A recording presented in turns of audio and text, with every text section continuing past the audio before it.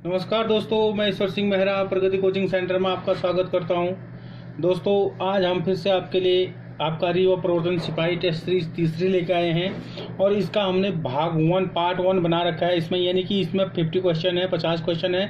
50 question इसके बाद हम आपको देंगे।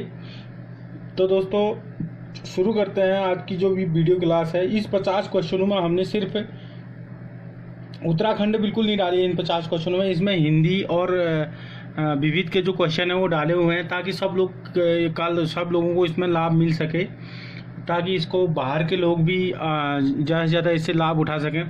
तो दोस्तों शुरू करते हैं आज की वीडियो क्लास। पहला क्वेश्चन है आज की वीडियो क्लास का, निम्न में से कौन सी ध्वनि ओष्ठ नहीं है।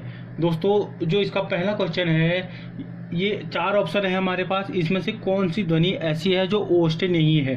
ठीक है, प, ब, म, त। दोस्तों यहाँ पे साफ सा उत्तर दिखाई दे रहा है, क्योंकि प जो ओष्ठ से उच्चारण है, प भी और ब, म, तो ये जो है ओष्ठ के हैं, और बाकी जो ये त है दोस्तों ये ओष्ठ का नहीं है। ठीक है, अगला क्वेश्चन है, ए ऐ वर्ण क्या कहलाते हैं। जो ए और ऐ वर्ण है दोस्तों वो क्या कहलाते हैं। नासिक क्या कहलाते हैं, मूर्धन्य कहलाते हैं, ओष्ठ कहलाते हैं, या कंठ तालव्य दोनों कहलाते हैं। दोस्तों जो ये ए ऐ वर्ण होते हैं ना, तो ये दोस्तों क्या कहलाते हैं, ये कंठ कहलाते हैं। ठीक है, दोनों इनमें कंठ से भी इनका उच्चारण होगा, कंठ और तालु दोनों इसमें उच्चारण होता है, दोनों से इसका उच्चारण होता है ए ऐ। ठीक है, अगला है, कौन सा वर्ण घोष नहीं है। दोस्तों जो इसमें वर्ण घोष नहीं रहेगा वो कौन सा रहेगा, जो हमारा सी वाला ऑप्शन है, यानी कि तो वर्ण क्या है, घोष नहीं है। तो वर्ण किसके अंदर आएगा, अघोष वर्ण के अंतर्गत आएगा। ठीक है, अगला है, शुद्ध वर्तनी का चयन कीजिए। अध्येता, अध्येता, अध्यात, अध्येता। ठीक है, इसमें जो शुद्ध वर्ण है दोस्तों वो कौन सा रहेगा, अध्येता। अध्येता कैसे लिखा जाता है, ये शुद्ध इसका रहेगा, अध्येता शुद्ध शब्द ये रहेगा। अगला है, कैवर्त शब्द का तद्भव रूप है। याद रखना, कैवर्त शब्द का तद्भव रूप है। जो कैवर्त शब्द का जो तद्भव है दोस्तों, कैवर्त यानी कि कैवर्त क्या है, एक तत्सम शब्द है। जो इसका तद्भव रूप होगा जो तो कैवर्त का दोस्तों क्या रहेगा, केवट को क्या कहा जाता है, कैवर्त कहा जाता है। याद रखना, केवट को क्या कहा जाता है, कैवर्त कहा जाता है। इसका जो राइट आंसर रहेगा, जो तद्भव है इसका केवट रहेगा। अगला है, जो हुलास है दोस्तों, हुलास शब्द का तत्सम रूप है। हुलास शब्द का जो तत्सम रूप होता, अगर तत्सम रूप की बात कर रहे हैं तो दोस्तों इसका हुलास शब्द का जो होगा उल्लास होगा। ठीक है, उल्लास का क्या तत्सम हो जाता है, उल्लास होता है। आगे है इसी में 7वां क्वेश्चन है, टाइम्स ऑफ इंडिया संज्ञा के किस वेद के अंतर्गत आता है। याद रखना, टाइम्स ऑफ इंडिया, ठीक है दोस्तों, एक नाम को व्यक्त कर रहा है। भाववाचक आएगा, व्यक्तिवाचक आएगा, समूहवाचक आएगा, या जातिवाचक आएगा। जो टाइम्स ऑफ इंडिया है दोस्तों वो क्या है, एक अखबार न्यूज़पेपर है, तो यानी कि क्या आएगा, व्यक्तिवाचक में आएगा। ठीक है, अगला है, सूर्य शब्द का स्त्रीलिंग क्या होता है। जो सूर्य है दोस्तों उसका स्त्रीलिंग क्या होता है, सूर्या। जो बी ऑप्शन है उसका राइट आंसर रहेगा सूर्या।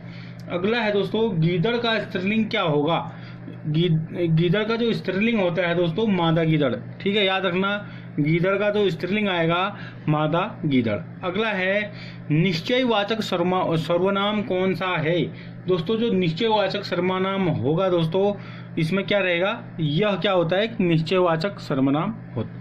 ठीक है, यह किसके अंतर्गत आता है, निश्चयवाचक सर्वनाम के अंतर्गत आता है। अगला है इसमें, जो सो कौन सा सर्वनाम है, जो सो। ठीक है, याद रखना, जो डैश सो करके जो वाक्य होते हैं दोस्तों उनमें कौन सा सर्वनाम आता है। जो सो है दोस्तों किससे है, संबंधवाचक सर्वनाम है। याद रखना, कौन सा सर्वनाम आएगा, संबंधवाचक सर्वनाम। जो सी ऑप्शन हमारा इसका राइट आंसर रहेगा, संबंधवाचक सर्वनाम। अगला है, शिव का विशेषण क्या है। शिव का जो विशेषण होगा दोस्तों, शैव। याद रखना, शिव का जो विशेषण होगा क्या रहेगा इसमें, शैव शिव का विशेषण रहेगा।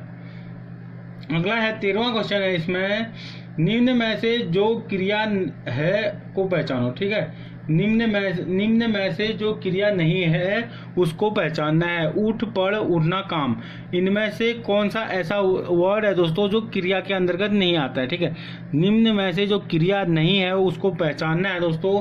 कौन, उठ, पढ़, उठना या काम जो क्रिया नहीं आएगी दोस्तों, काम क्रिया के अंतर्गत नहीं आता। ठीक है, इसमें जो काम लिखा है दोस्तों क्रिया के अंदर, उठ पड़ो उठना ये सब किसके अंदर है, क्रिया के अंतर्गत आते हैं।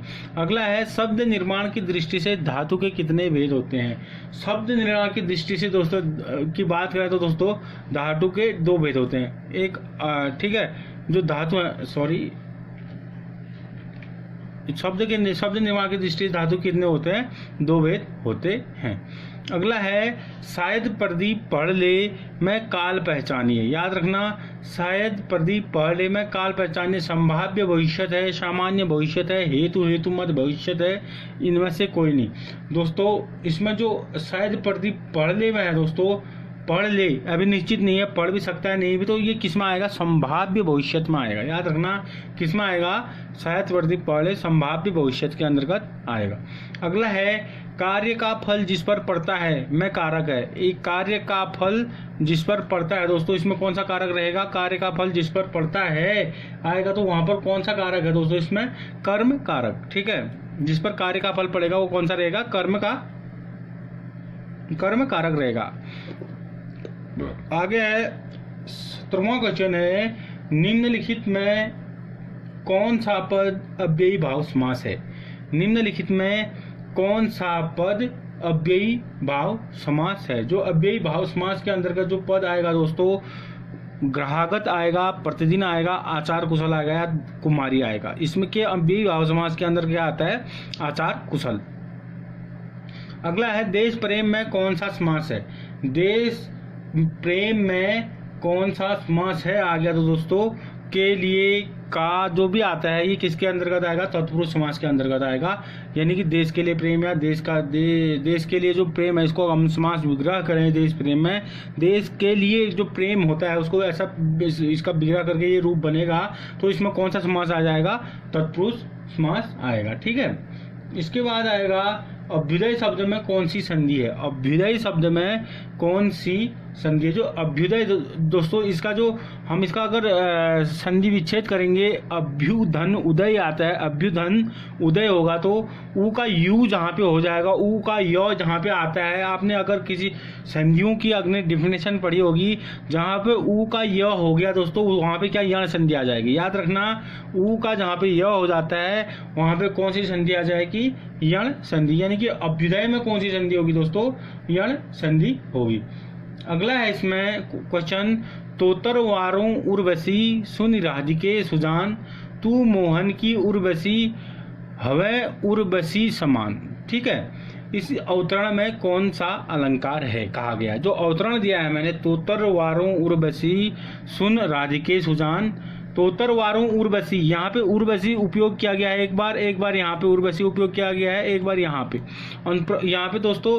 तो इसमें कौन सा अलंकार, इस अवतरण में कौन सा अलंकार आएगा, यमक अलंकार आएगा। याद रखना, इस उर्वशी का अलग अर्थ अलग है, इस वाला उर्वशी का अर्थ अलग है। और जो 2 बार उर्वशी यहाँ पे आई है दोस्तों, जो शब्द का प्रयोग हुआ है दोस्तों, लेकिन शब्द एक समान होने के बावजूद भी यहाँ पर उनका अर्थ अलग अलग निकल रहा है, इसलिए यहाँ पर वो क्या आएगा, यमक अलंकार आएगा।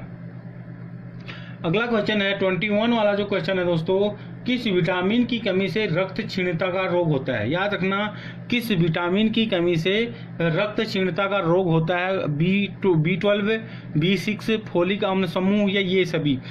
तो जो रक्त क्षीणता जो होती है B12 से भी होती है दोस्तों, उसकी कमी से, B12 की कमी होगी तो आदमी को रक्त क्षीणता होती है, B6 से भी होती है, फोलिक अम्ल समूह से भी। अगर फोलिक अम्ल समूह का कम हो जाएगा कुछ इसमें तो औसत, तो उससे भी क्या होता है, रक्त क्षीणता का रोग उत्पन्न होता है। यानी कि आंसर क्या रहेगा इसका, इन सभी, ये सभी, अगर इन सभी की कमी से क्या होगा, रक्त क्षीणता रोग होता है।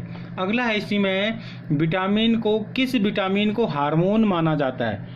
दोस्तों याद रखना, ये इंपोर्टेंट क्वेश्चन है, काफी बार पूछा जाता है, किस विटामिन को हार्मोन माना जाता है। अगर ऐसा क्वेश्चन आ गया आपका कहीं पे, तो दोस्तों जो विटामिन डी होता है उसको क्या है, हार्मोन के अंतर्गत रखा जाता है। क्या है, विटामिन डी को क्या माना जाता है, हार्मोन माना जाता है। अगला क्वेश्चन है बिलिरुबिन तथा बिलिवर्डिन कहाँ पाए जाते हैं। दोस्तों बिलिरुबिन टेस्ट होता है, बिलिवर्डिन भी एक टेस्ट होता है, जब आदमी को बुखार, टाइफाइड और चीज़ों का जो दिक्कत आती हैं, जहाँ पे पीलिया के टाइम पे भी होता है। तो दोस्तों जो बिलिरुबिन जो टेस्ट होते हैं वो कहाँ पाए जाते हैं, पहले तो इनका टेस्ट करते हैं, लेकिन पाए कहाँ जाते हैं? जो ये बिलिरुबिन और बिलिवर्डिन है, ये जो बाइल जूस है पित्त रस में, याद रखना जो बाइल जूस होता है तो पित्त रस में क्या है, बिलिरुबिन और बिलिवर्डिन कहाँ पाए जाते हैं? बाइल जूस यानी कि पित्त में पाए जाते हैं, ठीक है। अगला है अस्थाई दांतों की कुल संख्या कितनी होती है? अस्थाई दांतों की जो कुल संख्या मानी गई है दोस्तों कितनी होती है? 20 मानी गई है। याद रखना अस्थाई दांतों की कुल संख्या जो है मानी गई है दोस्तों, कितनी मानी गई है? 20 मानी गई। अगला क्वेश्चन है टार्सल अस्थियां शरीर के किस भाग में पाई जाती हैं? जो टार्सल की बात करें दोस्तों, ये कहाँ पाई, टार्सल अस्थियां कहाँ पाई जाती हैं? पैर में पाई जाती हैं, ठीक है। टार्सल अस्थियां कहाँ पाई जाएंगी? पैर में। अगला क्वेश्चन है प्रोसेस्ड डेटा को कहते हैं दोस्तों, जो प्रोसेस्ड डेटा होता है दोस्तों उसको क्या कहते हैं दोस्तों? आउटपुट कहा जाता है उसको। जो प्रोसेस्ड डेटा होता है उसको क्या कहा जाता है? इसका बी ऑप्शन राइट होगा, आउटपुट। अगला है विश्व का सबसे पहला सुपर कंप्यूटर कब बना?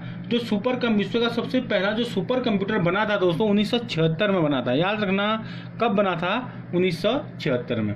अगला है पूर्व में फोटोन के साथ कार्य करने वाले कंप्यूटर किस युग के थे? पूर्व में फोटोन के साथ जब कार्य की बात करते हैं तो दोस्तों सीधे सीधे कौन से युग के रहेंगे? जो पूर्व फोटोन के साथ जो कंप्यूटर कार्य करते थे वो दूसरे युग के कंप्यूटर करते थे। याद रखना दूसरी पीढ़ी के जो कंप्यूटर थे वो क्या थे? फोटोन के साथ कार्य करने वाले कंप्यूटर थे। अगला है 29 वाला, कंट्रोल व शिफ्ट किस प्रकार की कुंजियां हैं? याद रखना कंट्रोल व शिफ्ट किस प्रकार की कुंजियां हैं दोस्तों? जो कंट्रोल और जो शिफ्ट होती है दोस्तों वो किस प्रकार की होती हैं? वो मॉडिफायर कीज होती हैं। कौन सी होती हैं? मॉडिफायर की कुंजियां होती हैं। अगला है इसी में फ्लैश क्या है? फ्लैश एक सॉफ्टवेयर है, हार्डवेयर है, रोम है या रैम है? जो फ्लैश होता है दोस्तों क्या होती है? एक रैम होता है। फ्लैश किसको कहा जाता है? जो रैम होती है दोस्तों उसको क्या कहा जाता है? फ्लैश कहा जाता है।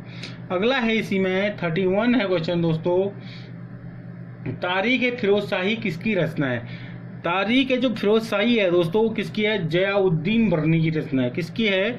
जियाउद्दीन जो बर्नी है दोस्तों उनकी रचना क्या है? तारीख फिरोज शाही। अगला है अंधेरा किसकी कृति है? जो अंधेरा है दोस्तों किसकी रहेगी?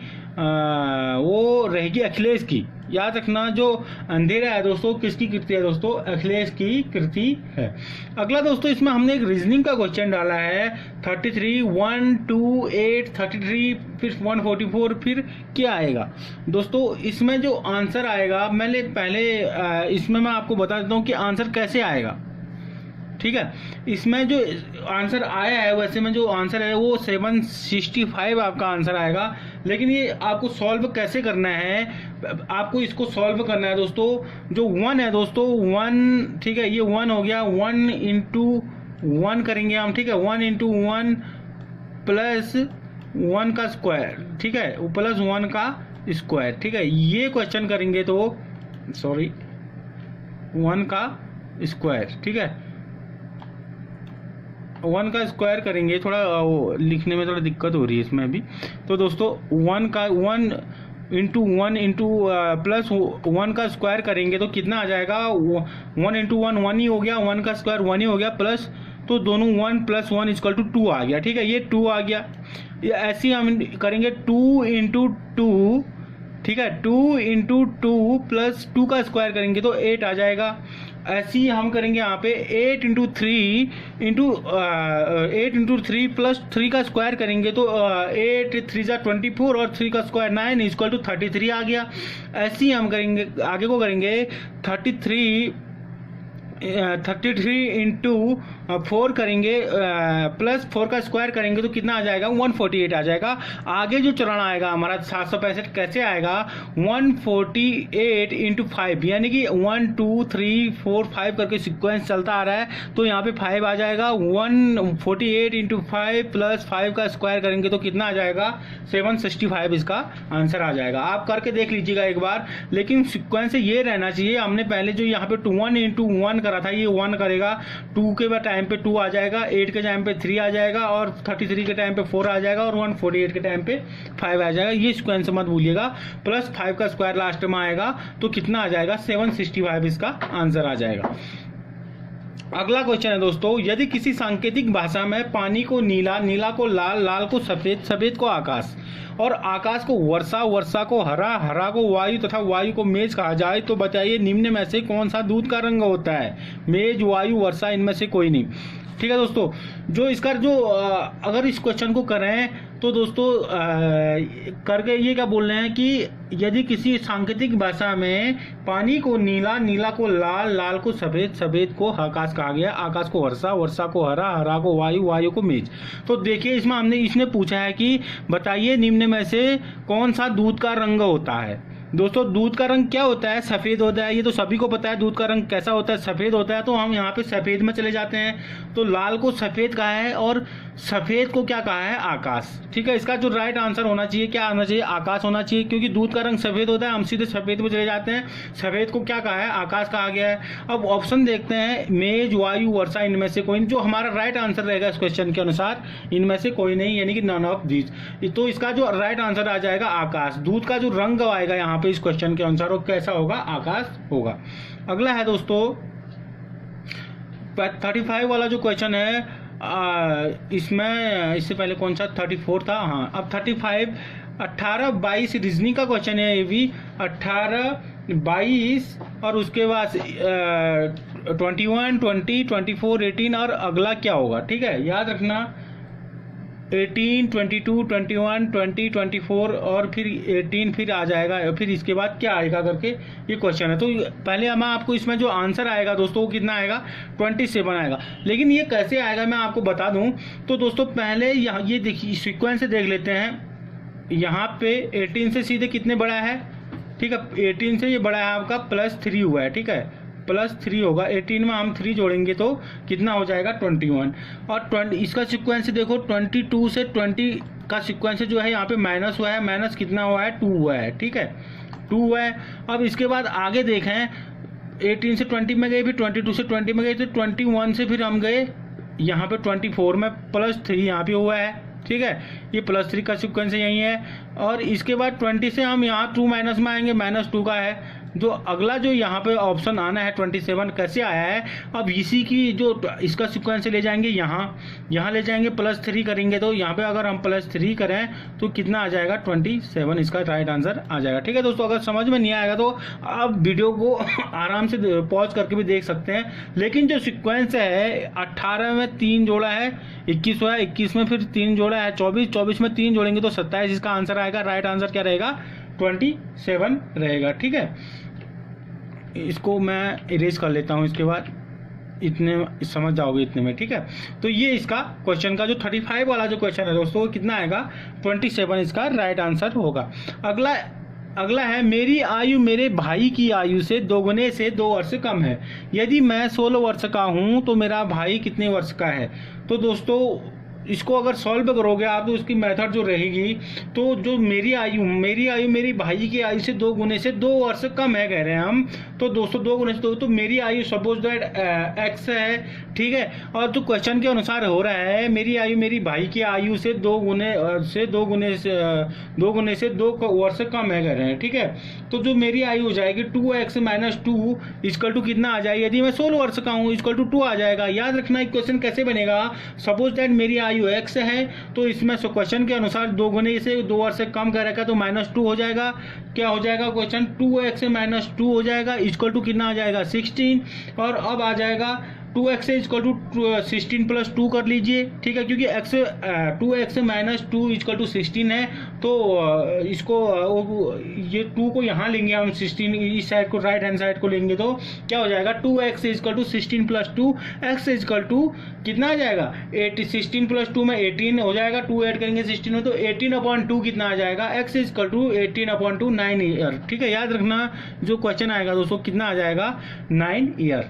ठीक है, अगला है आंसर आपका 9 ईयर रहेगा। अगला है भारत में पत्र मुद्रा। याद रखना भारत में जो पत्र मुद्रा है दोस्तों, मुद्रा प्रयोग कब आरंभ किया हुआ? जो भारत में पत्र मुद्रा जो प्रयोग हुआ है दोस्तों कब आरंभ हुआ था? 1806 में इसका आरंभ हुआ है। ठीक है, अगला है हाइड्रा के अंडाशय में कितने अंडाणु बनते हैं? याद रखना हाइड्रा आपका सिलेंट्रेटा का एक क्या कहते हैं जीव, प्लांट है, जीवी समझो उसको, क्योंकि तो दोस्तों हाइड्रा है, जो हाइड्रा के अंडाशय की बात कर रहे हैं, अंडाशय के कितने अंडाणु बनते हैं, हाइड्रा के अंडाशय में कितने अंडाणु बनते हैं कहेंगे तो इसमें कितने अंडाणु बनते हैं दोस्तों, सिर्फ सिंगल वन। ठीक है, अगला है एक 4 अवयवों के समुच्चय के कितने उचित समुच्चय बनाए जा सकते हैं। याद रखना, एक 4 अवयवों के समुच्चय के कितने उचित समुच्चय बनाए जा सकते हैं। कितने बनाए जा सकते हैं दोस्तों? 16 उचित समुच्चय क्या जा सकते हैं, फॉर्म किए जा सकते हैं। अगला है इसी में 40 वाला, राष्ट्रीय पर्यावरणीय इंजीनियरिंग अनुसंधान संस्थान कहाँ स्थित है। जो राष्ट्रीय पर्यावरणीय इंजीनियरिंग है तो दोस्तों कहाँ रहेगा, ये नागपुर में रहेगा। कहाँ है, नागपुर इसका राइट आंसर रहेगा। अगला है भारत में त्रिस्तरीय पंचायत राज प्रणाली का प्रस्ताव किसने दिया था। ठीक है, किसने किया था, सॉरी किसने, भारत में त्रिस्तरीय पंचायत राज प्रणाली का जो प्रस्ताव किसने किया था दोस्तों, प्रस्ताव किसने दिया था, यहाँ पे किया था हो गया, लेकिन ये इसको आप दिया था कर लीजिएगा, किसने दिया था दोस्तों, किसने दिया था ये, बलवंत राय मेहता, स्मृति अशोक मेहता, रॉयल कमीशन या इनमें से कोई नहीं, ये दी था बलवंत राय मेहता। अगर त्रिस्तरीय पंचायत राज प्रणाली की बात करें तो उसकी जो प्रस्ताव दिया था दोस्तों किसने दिया था, बलवंत राय मेहता स्मृति ने दिया था। अगला है एक्स किरणों की खोज किसने की थी। जो एक्स किरण होते हैं दोस्तों उसकी खोज किसने की थी, रोइटजन ने की थी। याद रखना, जो रोइटजन है दोस्तों उनने क्या करी थी, एक्स किरणों की खोज करी थी। अगला है शहद की मक्खी का विष होता है, जो मधु यानी कि जो मधुमक्खी है। याद रखना, जो शहद की मक्खी है दोस्तों, मधुमक्खी का जो विष होता है वो कैसा होता है दोस्तों, टॉक्सिक होता है या प्रोटीन होता है, नमकीन होता है, क्षारीय होता है, एसिडिक होता है।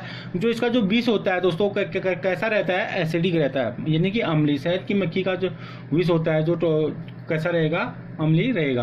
रामायण का फारसी में अनुवाद किसने किया था। जो रामायण का जो फारसी में अनुवाद किया था दोस्तों किसने किया था, बदायूनी ने किया है। इसका जो राइट आंसर आएगा बदायूनी।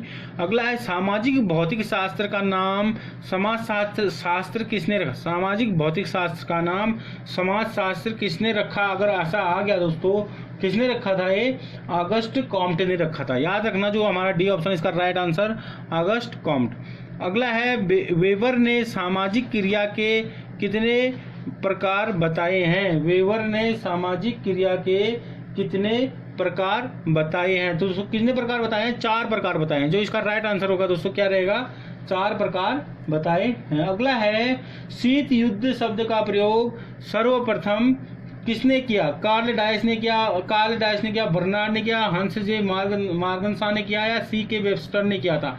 तो शीत युद्ध का जो प्रयोग किया है दोस्तों बर्नार्ड, जो हमारा बी ऑप्शन है इसका राइट आंसर रहेगा, बर्नार्ड ने ये इसका प्रयोग सर्वप्रथम किया है। अगला है एगमार्क एक्ट भारत में कब लागू हुआ। जो 1937 में हुआ था दोस्तों, एगमार्क एक्ट जो भारत में लागू हुआ था दोस्तों कब हुआ था, जो हमारा ए ऑप्शन है 1937।